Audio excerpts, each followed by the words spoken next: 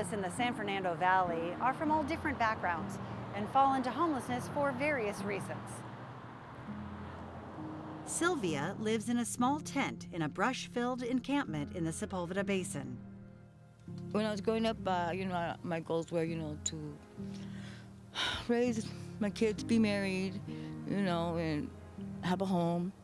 And I accomplished my goals. Thank God, I accomplished my goals. I raised 4 kids. I was living in a place in a different state, and I got kidnapped, carjacked, and got drove all the way out here with me. Rocky has just been housed after living on the street for years. I became homeless from a bad relationship, the last person I was, so I was just downhill from there. Eric spent his younger years battling addiction and homelessness. I became homeless at the age of, I would say, 15 and a half, after trying drugs. I was addicted to them rather quickly.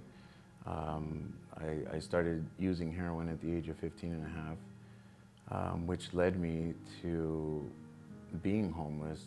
According to a county report, there are over 13,000 people falling into homelessness each month in LA County, in part due to the rising cost of rent in Los Angeles. According to the California Housing Partnership, a renter needs to make $47.52 an hour to afford the median monthly rent in Los Angeles, $2,471. For families, even if we have 2-parent households where we have children involved, minimum wage or just above minimum wage, where we had units at once for $1,400 or $1,500 a month, 2-bedroom apartments, now are going upward of $2,400 to $2,600 a month in the San Fernando Valley. And then, of course, we do have people that are that have mental health disorders or substance abuse disorders. But these are, again, these are not people that were born and saying, hey, look, I'd love to be a schizophrenic in my adulthood or have major depressive disorder.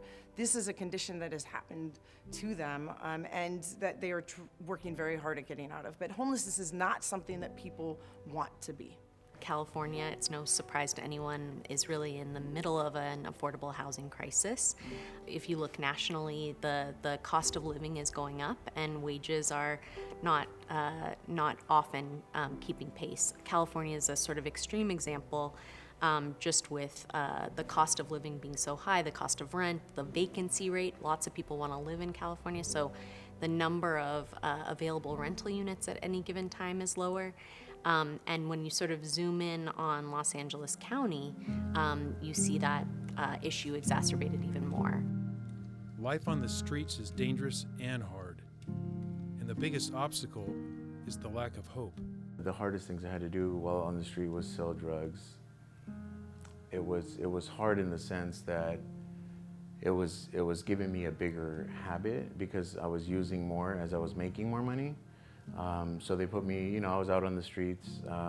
They used to call it curb serving. So people would drive up and I would sell them crack cocaine and they would drive off. I got caught twice for that.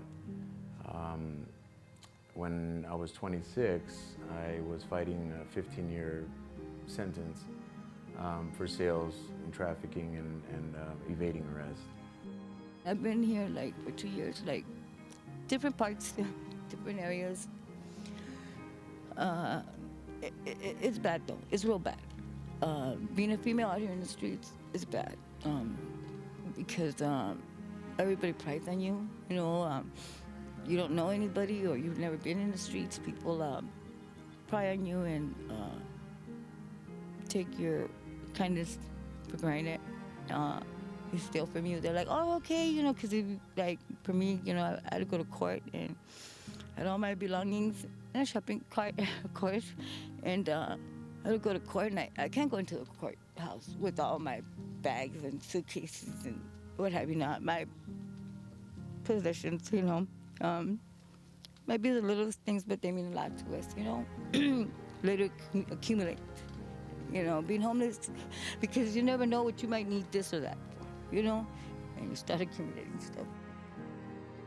But all hope is not lost. There are some organizations out there really making a difference, like LA Family Housing. LA Family Housing is a nonprofit organization where our headquarters are in the San Fernando Valley. We've been around for 35 years. Our focus is really helping families and individuals transition out of homelessness and poverty back into permanent housing through just a variety of different services that we provide. We do everything from street outreach, really being able to connect and engage with people as they fall into homelessness or as they're on the brink of falling into homelessness. I came in and I met with the people here at LA Family Housing, and they were opening up this program that was called a sobering station for people that were addicted to drugs and alcohol, and they were on the streets, and we can house them in our facility until we find longer term treatment. So when they started speaking about drugs and treatment, I said, wait, this is, I can do this. So I still didn't feel like I was going to get the job, but they gave me the chance. They took a chance on a 2-strike convicted felon. The moment they called me and said that I had gotten the job, I first asked, who is this, and is this a joke? Inside, I felt like a little kid again. I really didn't know how to react. I was scared, because I had never worked before. I was afraid of failure because I had failed so much in my life. But when I got to work, I felt, this is a time for me to shine and help other people and give back, to the people that really need help. And I think up until that point in my life, everything that happened positive to me was a direct result of me helping somebody else. So I said, this is my calling. This is what I need to do, and give, a voice to people that are homeless that really don't have a voice or don't know what to do or don't know where to go. This apartment came through the following April.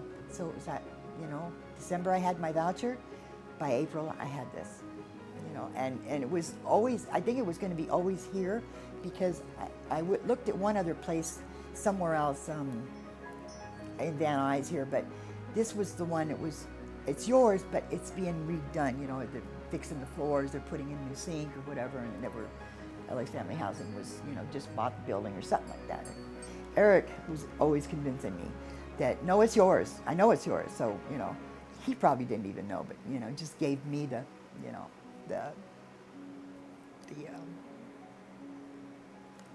faith in humanity that there's, people that care.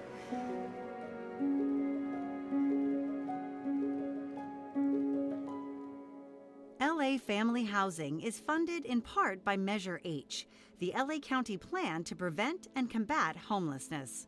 Measure H is a special sales tax. It's a quarter-cent sales tax, and it can only be used to prevent and combat homelessness.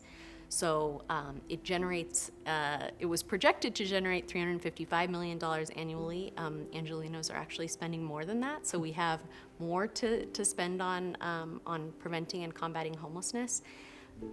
That being said, it sounds like a huge dollar amount, but when we have a population like we do in Los Angeles with 53,000 people experiencing homelessness and more people falling into homelessness every day, it's still not enough.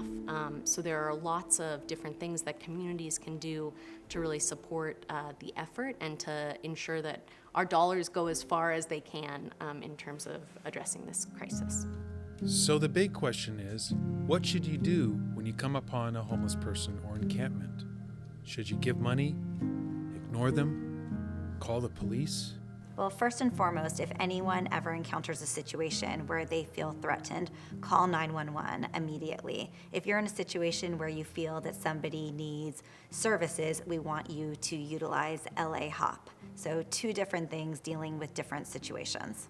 Our goal is to make sure that people can get housing, that in my opinion, there should be no reason that people are sleeping on the streets, and we want to do what we can to connect those people with services. We've been around for 35 years. Our focus is really helping families and individuals transition out of homelessness and poverty back into permanent housing through just a variety of different services that we provide.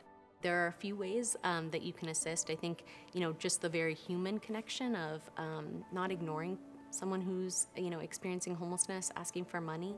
You can, if you're concerned about someone's well-being and you see them or you see an encampment, you can report it on a new web portal. You can access that by going to la-hop.org.